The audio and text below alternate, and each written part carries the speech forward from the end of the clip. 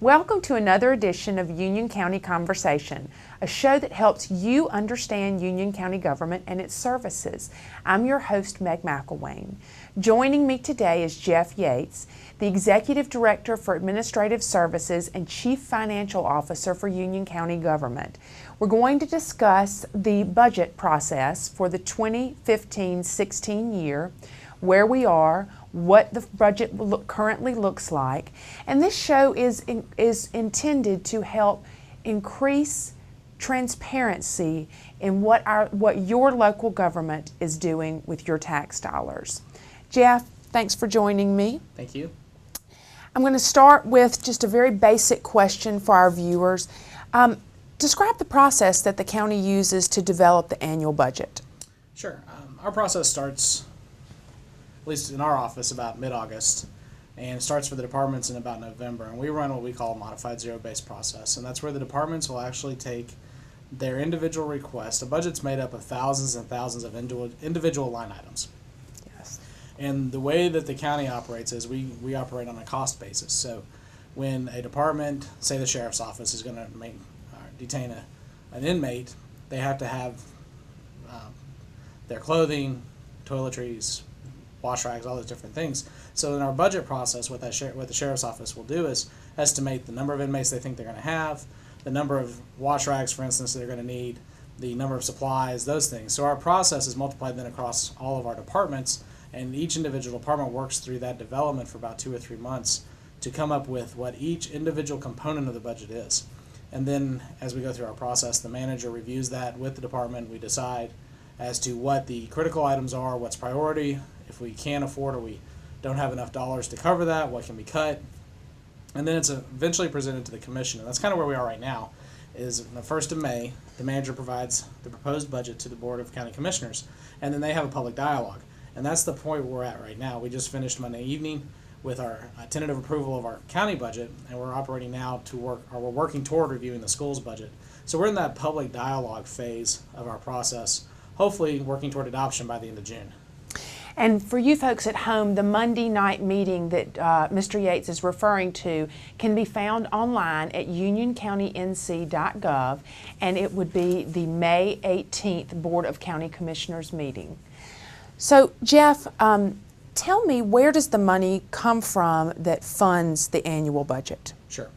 Well, as a county, we provide a lot of services.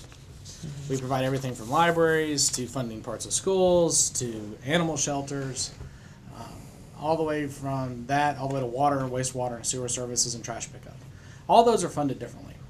Generally, in our general county government, which involves libraries, parks and recreation, the tax collector's office, the management, the board of county commissioners, and so forth, all those general government items, they're funded largely through tax receipts. Property taxes, sales taxes, other taxes, about 65% kind of go there. The remainder kind of comes through state and federal dollars for our human services department, which largely what they do is with state dollars for social services, health department, and those areas. And then we have a little bit from leases and revenue we make, for instance, at Cane Creek Park. If you go to Cane Creek Park, you stop at the gate and you pay your fee for the day. That helps to offset the cost of that. Beyond that, we have our wastewater water and wastewater utility. And that utility is completely funded by the users. So that's funded through their water and sewer fees. Those are kind of the big components. We fund our schools through ad valorem. So largely tax dollars and user fees are kind of how government, or how Union County tends to fund its services. You know, I know that the Board of Commissioners, they establish a plan of work that they'd like to focus on when they start the new year. What does your staff in the finance department recommend the focus areas for this year's budget be, and how does that tie into the Commissioner's plan of work? Sure. Well, in February, we started our public process with the Board of County Commissioners with our projections document. And that document helps us understand kind of where the county's going financially, service-wise, and so forth. And that can be found on our website as well, including the presentation. And this year, we focused on 3 kind of core components of the budget. And we tend to work through what you refer to as focus areas. And we tend to work deep through a single issue instead of try to touch everything in a single budget year. And this year we looked at volunteer fire departments and how they're funded in the county.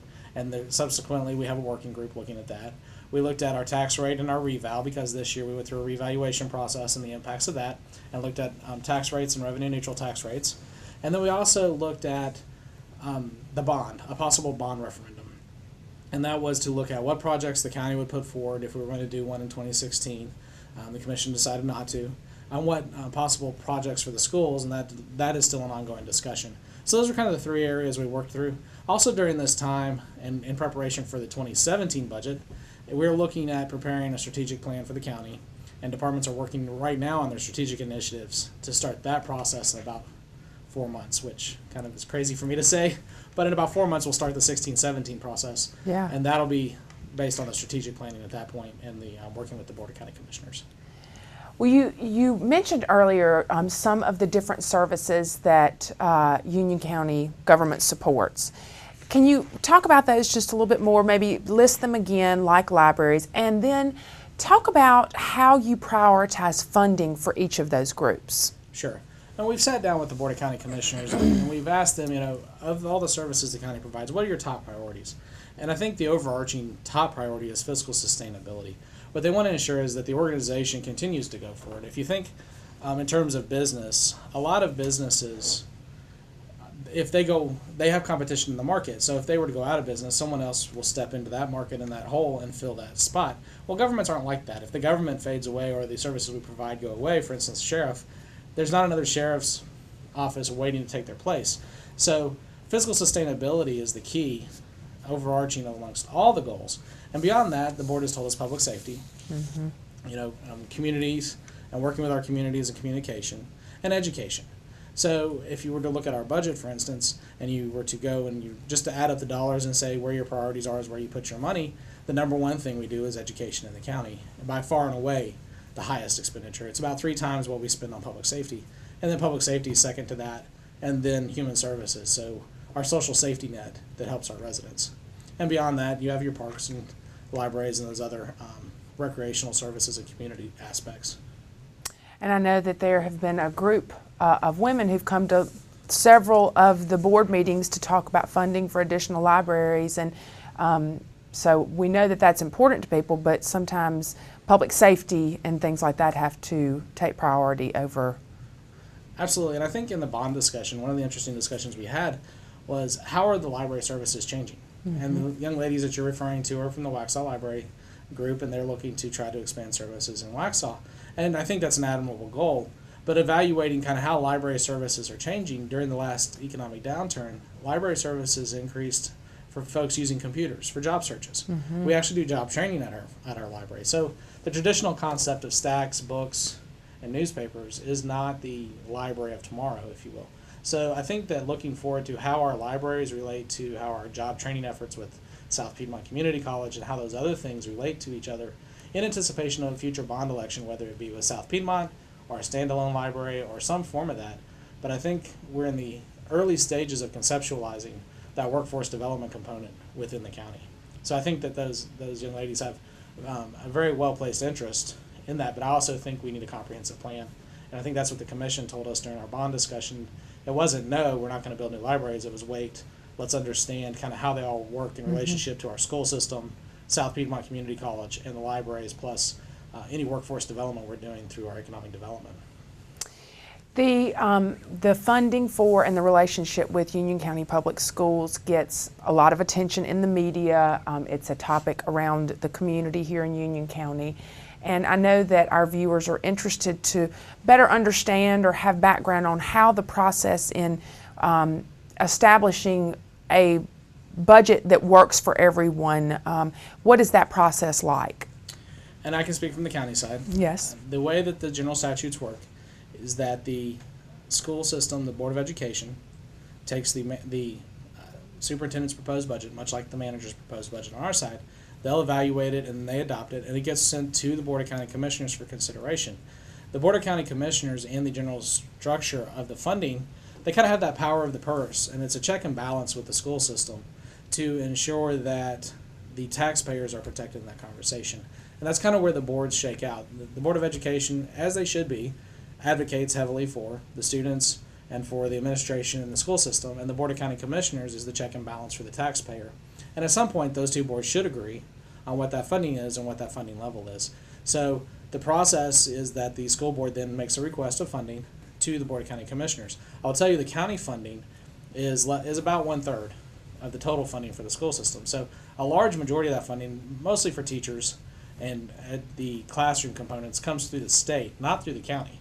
So there's a kind of a hybrid model there where the state tells them how much they'll get per student, per teacher, and then we also fund them for operations, buildings, maintenance, capital, those kinds of things. So tell me how or who prioritizes once a budget amount that you would give to the schools is agreed on, or that the county government would give to the schools. Who prioritizes how that money is spent? It's designed in the general statutes to be a dialogue.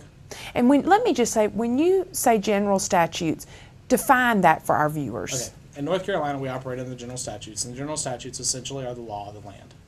So we're guided by hundreds and hundreds of chapters of law. Yeah. And my section, for instance, the section that deals with local government finance, is several hundred pages long and has specific issues that deal with what we do. So it's the Schools law. have the same thing. It's Right. the law. Okay. So now back to, I just wanted to, because you said general statutes earlier, and we always like to make sure that the viewers understand, and so I wanted to make that clear. No worries. So the process is that, in theory, the two boards would get together and agree on that. What the commission has the ability to do is to appropriate funding down to what's referred to as a function level, a purpose and function. So a function could be instruction, it could be IT, it could be support. They're listed out in a statewide chart of accounts, and the commission can then prioritize some funding that way. They also have the ability in the capital to prioritize the capital funding and appropriate money by project to ensure that certain projects get done. For instance, a couple of years ago when the school board came and said we have leaking roofs, and those leaking roofs came up through a recent study a couple of years ago, and we weren't aware of them at the time of budget, but we recognized we have these, and the Board of County Commissioners recognized the need as well. So they appropriated about $9.5 million, almost 9.6, and in so doing, they said, well, we want you to spend it only on the roofs. So they set that money into specific buckets for each roof at each school, and then said if you need to move that money, then you have to come back. And we've had a couple of amendments here and there, but the schools have gotten a large part, almost 80-90% of that those roofing projects done over the last 18 months. So I think it's worked well.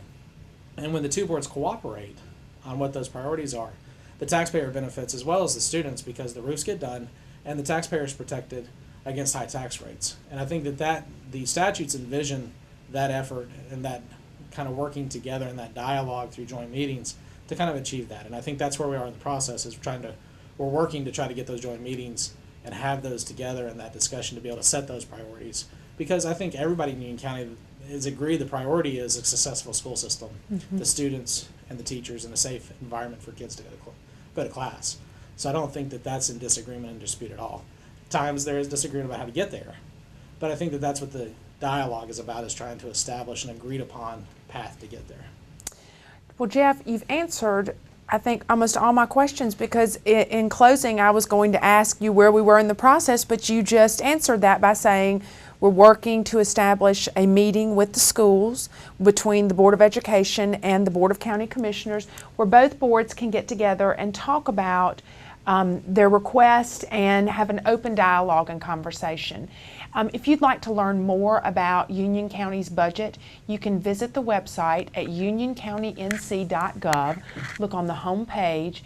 If you have questions or comments about the budget process, you can always visit the Union County Commission meetings. They meet on the first and third Mondays of each month, and they also, during the budget season, often have special meetings.